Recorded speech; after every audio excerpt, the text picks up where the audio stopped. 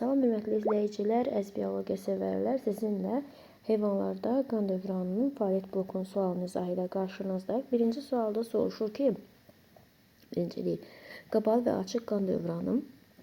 Ümumiyyətlə, qan dövranı nədir? Qan ümumiyyətlə yadınıza saxlayın, qan dövran sistemi vəzifəsi ondan ibarətdir. Orqanizm ehtiyac duyduğu maddələri, orqan və toxumalara çatdırmaqla eyni zamanda hüceyrədə maddə mübadiləsinin nəticəsində əmələ gələn parçalanma məhsullarının kənarlaşdırılmasına xidmət edir.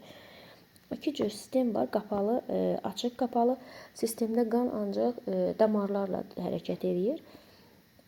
Açıq sistemdə qan ürəkdən bədən boşluğuna tökülür. Bədən boşluğu orqanlara yuyulduqdan sonra yenidən ürəyə qayıdır. Burada deməli qapalı qan dövranına aid olanlar dovşan, göyərçin, balıq, soxulcan olacaq. Yəni qapalıya aid dovşan, göyərçin, balıq, bir də soxulcan, çay xərçəngi, hörümçək, çay xərçəngi, ilbiz, hörümçək isə bunlar isə açıq qan dövran sisteminə aiddir. Onurası heyvan yalnız açıq qan dövranı söyləmək olarmı? Onurası heyvanı açıq qan dövranı söyləmək olmaz. Çünki onurası heyvanlardan buradan götürdük. Məsələn, soxulcan nədir?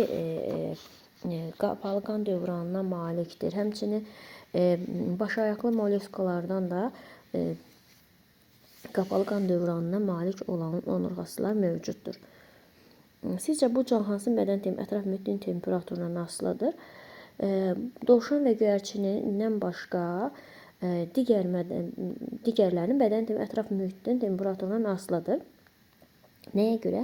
Çünki dovşanla göyərçin istiqanlı heyvanlardır, digərlər isə soyuqqanlı heyvanlardır.